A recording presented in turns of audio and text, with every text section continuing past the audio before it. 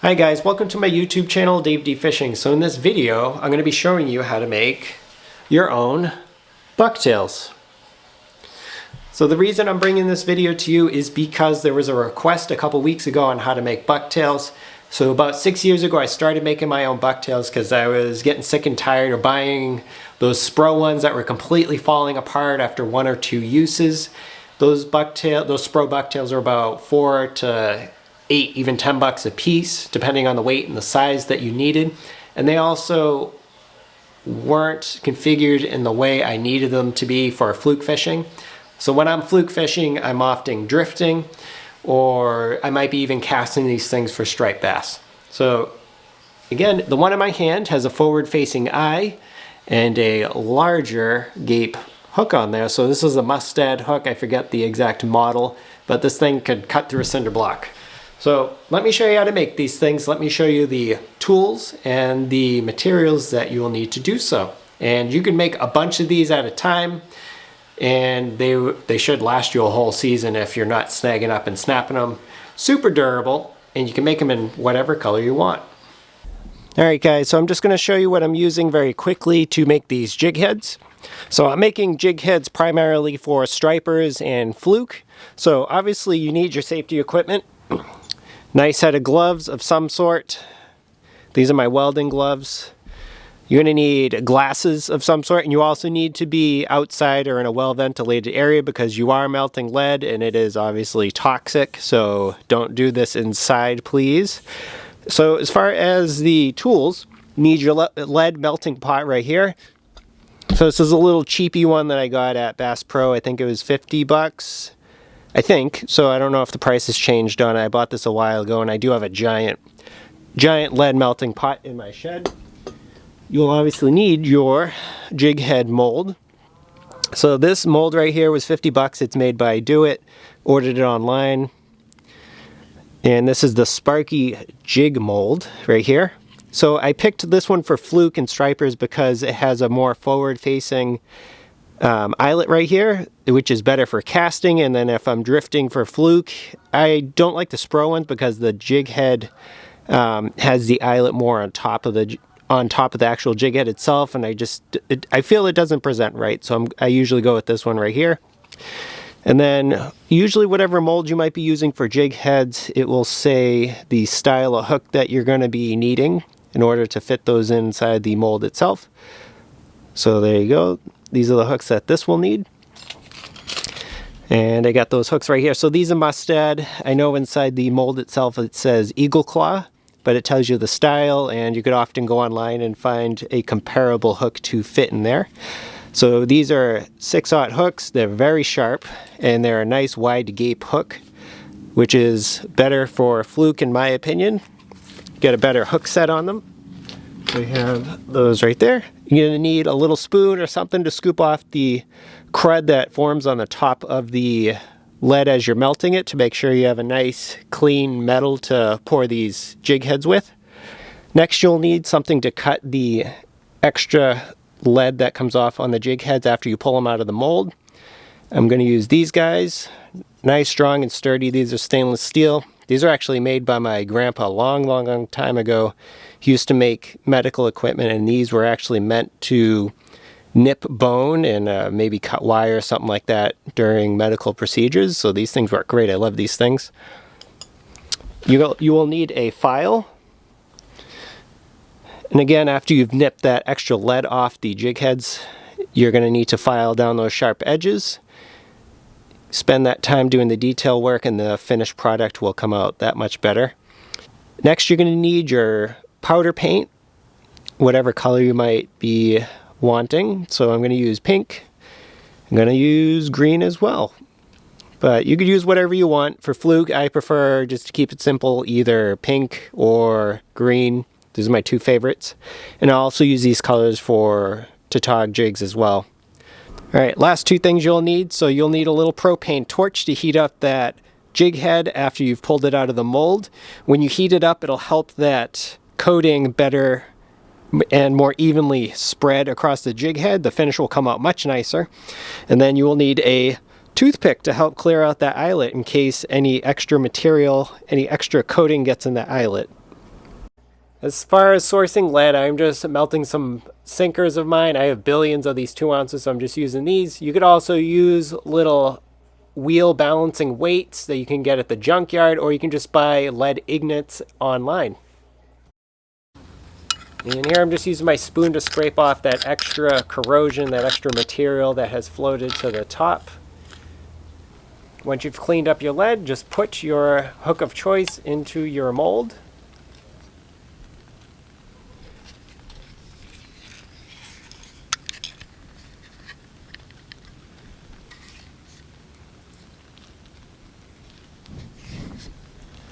Right here I forgot to put my gloves on. You should be putting your gloves on for this. I was just rushing around and I forgot. But just pour that lead nice and evenly in there. Take your time. Should look like this. The less mess you make, the less waste there is. Yeah, just let the jig head set inside the mold for about a minute, and then it should be solid enough to pull out.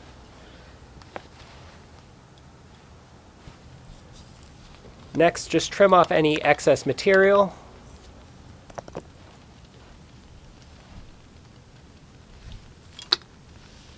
Now just use your file to clean up any imperfections in the jig head and get rid of any sharp edges.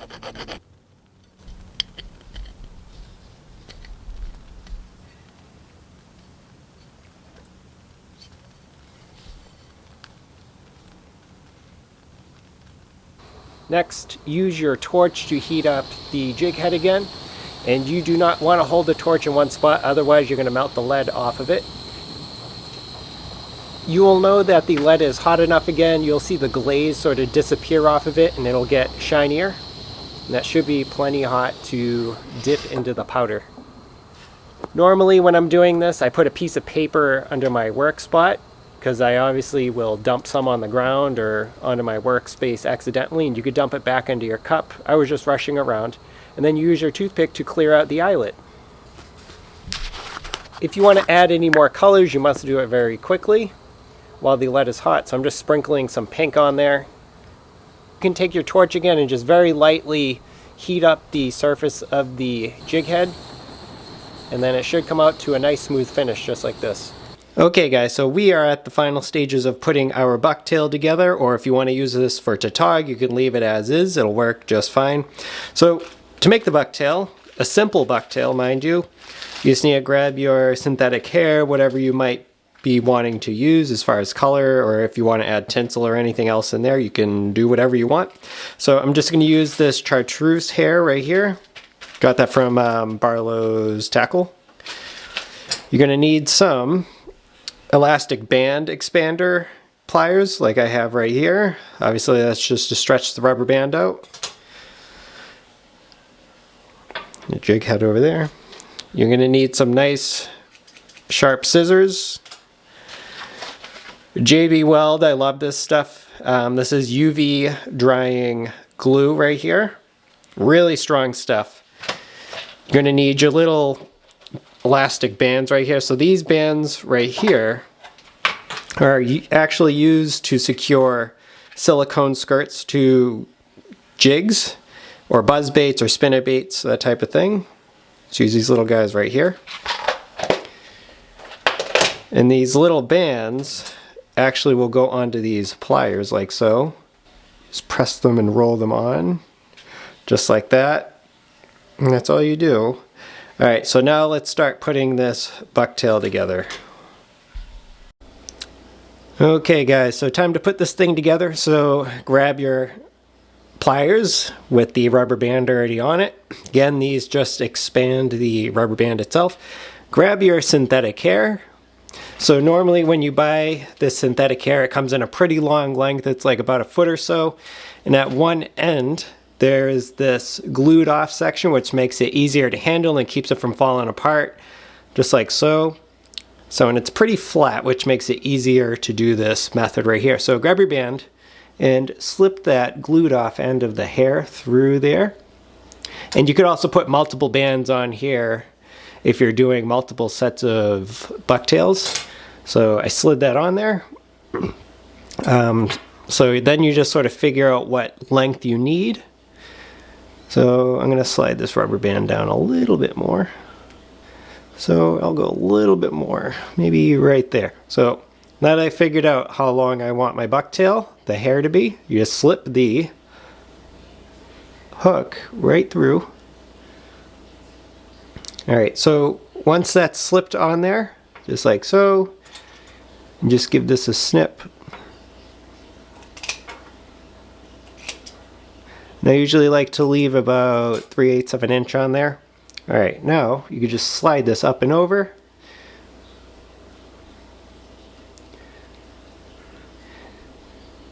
Just sort of, you can push that hair around the shank, and you can pull that hair down a little bit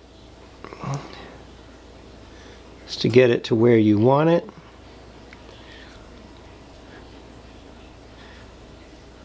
Alright, that looks pretty good. Alright, and I forgot to mention you can use a razor as well to neaten this up, so let me neaten this up. And at this point, you can leave, like I said, 3/8 of an inch, or you could go a little bit closer to the rubber band. And that's really it. So, and you could also adjust the length of the hair if you feel the need to. Alright, so that looks pretty good there, and if you want to keep neatening this up, you can. You could get this super trimmed down and close to the rubber band, but we're just going to leave it right there just for simplicity's sake. You get the idea. So now, just take your JB Weld UV curing epoxy right here. I'm just going to call it epoxy or glue, whatever. So just take that out. Alright, to open this up, it has a little puncture needle in there, so you just turn that in. This stuff's fantastic. I use it for a lot of stuff. Alright, you should be good. Now you open it. Alright, so now here's the fun part. So you got your glue all ready to go. Just going to put some small drops in there and just make sure it's penetrating underneath that rubber band.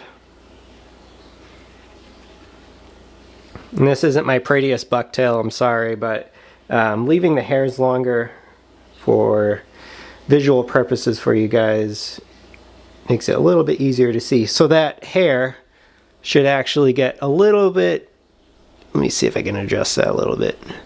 That hair will actually get a little bit darker, signaling to you that the glue is penetrating. And then the rubber band itself will change color. I'm using this semi-transparent band here so I can actually see the glue going underneath.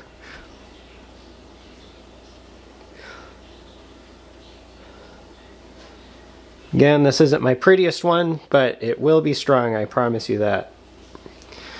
Alright, beautiful. That's good enough. And again, you can keep making this prettier if you want. You can go past me, and as far as trimming the hair nice and close to that band, it'll come out better. But just turn on your light, and you'll see it start to smoke a little bit, and that's fine. And you can move the light all the way around this band, and when you see it stop smoking, that means the epoxy is fully cured.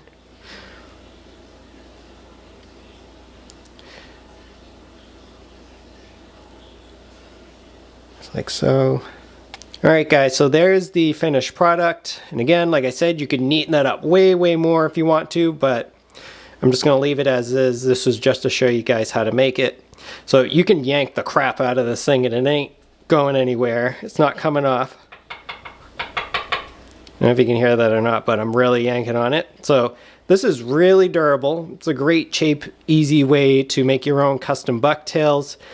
So when I'm fluke fishing, I notice that the fluke often short strike the bucktails and will hit the hairs on here, and they often yank out. The Spros are junk, in my opinion. They fall apart really easily when you're using them for fluke. That's why I started making my own. Pretty durable stuff. As far as this finish up here, it isn't the best, to be honest with you, but you know what? It's cheap with those little containers of that powder. I think I've made over 60 bucktails so far out of one container. So it lasts you quite a while. So again, pretty easy, cheap way to do this.